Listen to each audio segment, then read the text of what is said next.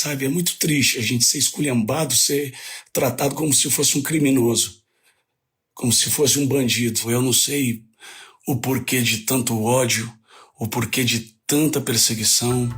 Esta semana, o cantor Gustavo Lima fez a live do desabafo. Pelo amor de Deus, gente, para com essa perseguição em cima de mim, para de me perseguir. Pelo amor de Deus, muitas inverdades sobre meu nome. Chorando, falou até em desistir da carreira a qualquer momento. Eu juro pra vocês que eu tô cansado, cara. Eu tô a ponto de jogar a toalha.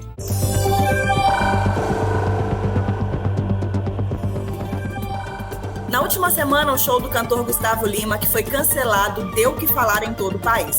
O dinheiro da Prefeitura de Conceição do Mato Dentro foi o que causou a polêmica. Só o Gustavo Lima iria receber R$1.200.000.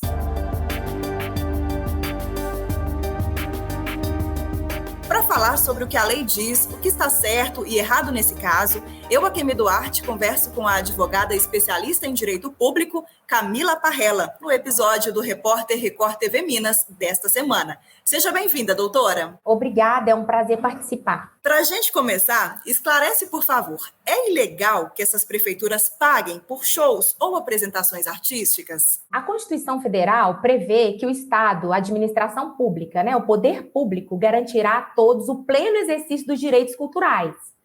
Então, a contratação de artistas tem por objetivo levar cultura à sociedade, ou seja, trata-se da função social de promover cultura. Portanto, em um contexto de normalidade, não é ilegal os municípios contratarem shows ou apresentações artísticas para a sociedade. As maneiras como isso acontecem é que podem ser questionadas, doutora? Perfeito. Essa polêmica começou quando o sertanejo Zé Neto, da dupla Zé Neto e Cristiano, criticou durante um show os artistas que usam a Lei Rouanet. Ele disse que não precisa de dinheiro público e que os shows dele são pagos pelos fãs. Primeiro, o que é a Lei Rouanet? A Lei Rouanet é uma ferramenta de fomento à cultura, contribui para que alguns projetos, na verdade milhares de projetos que tem, de artistas que não têm condições ou outros também que utilizam dessa ferramenta para que seus projetos aconteçam. Permite que empresas ou pessoas físicas patrocinem esse tipo de projetos culturais, de espetáculos, exposições, shows. Posteriormente, esse valor aplicado nesses projetos culturais podem ser abatidos do imposto de renda. Mas aí, doutor, o pessoal começou a questionar que alguns artistas que estavam criticando a Lei Rouanet não são beneficiados por ela de fato, só que recebem dinheiro público de prefeituras por outras formas. E uma delas é a inexigibilidade de licitação. Se eu estiver falando errado, até me corrija, por favor, uma palavra muito difícil da gente falar, mas é difícil da gente entender também o que isso significa. Em decorrência da sujeição imposta pelo princípio da indisponibilidade do interesse público, em regra, conforme estabelece a Constituição, todas as contratações públicas devem ser precedidas de licitação. Todavia, a própria Constituição permite que a lei estabeleça exceções ao dever de licitar, e uma delas é a inexigibilidade de licitação. As contratações de artistas, podem se enquadrar na hipótese de exigibilidade de licitação, que ocorre quando há uma inviabilidade de competição. Então, a inexigibilidade de licitação é contrário à possibilidade de uma competição,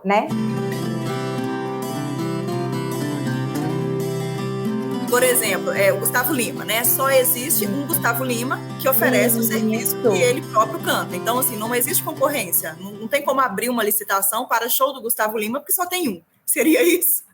Seria isso. É impossível comparar um artista com outro, Logo, a disputa fica inviável. Como vamos comparar o Gustavo Lima com o Jorge Mateus, por exemplo? Não tem como.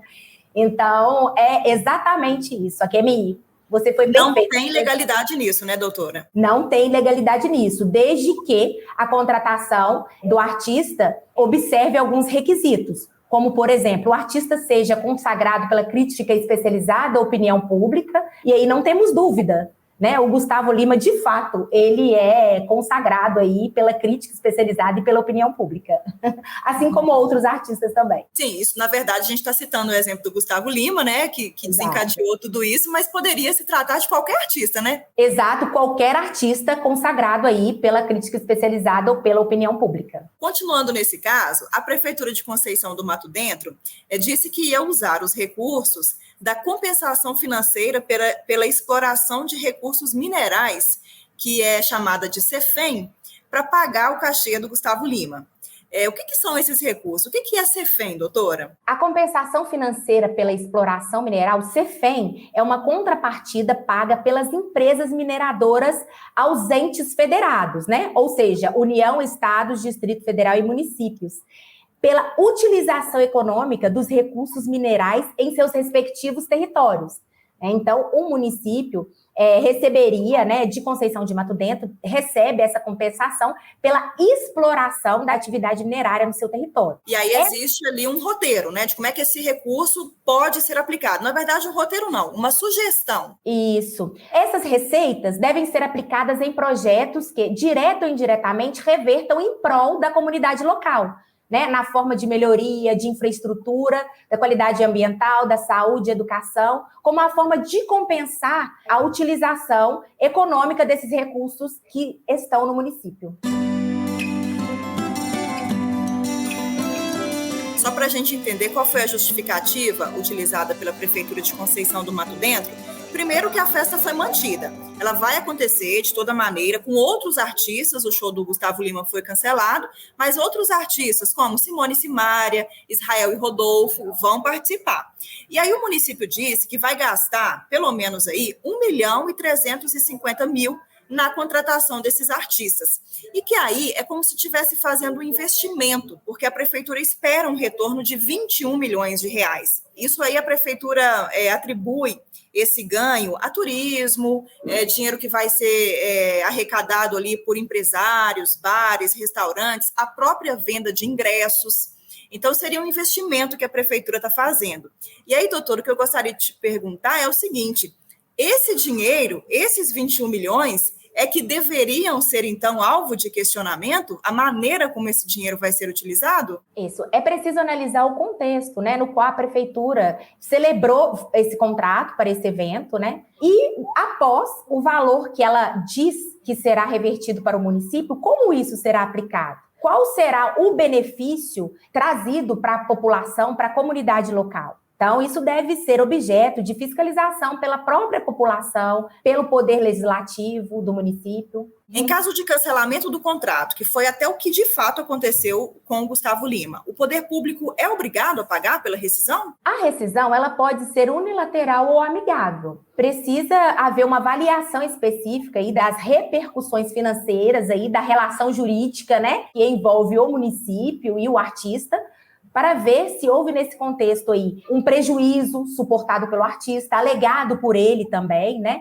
Ou então se houve uma rescisão aí amigável, né? Se ambas as partes decidiram por rescindir esse contrato.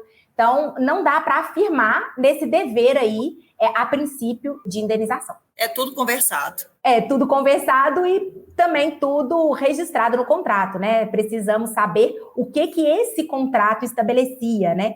Se havia ali a previsão de uma hipótese de uma rescisão unilateral gerar algum dever aí de reparar pela administração.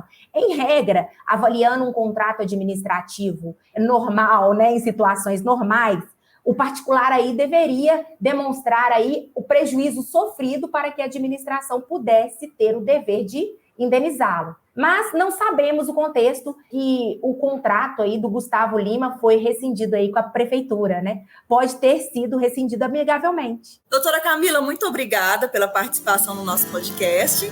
Eu que agradeço.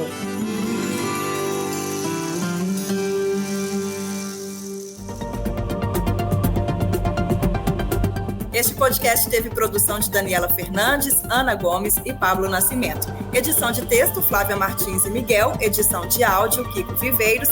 Direção de jornalismo, Marco Nascimento. Se conecte conosco nas redes sociais, @Record TV Minas no Instagram, Facebook, Twitter e YouTube. Até a próxima semana.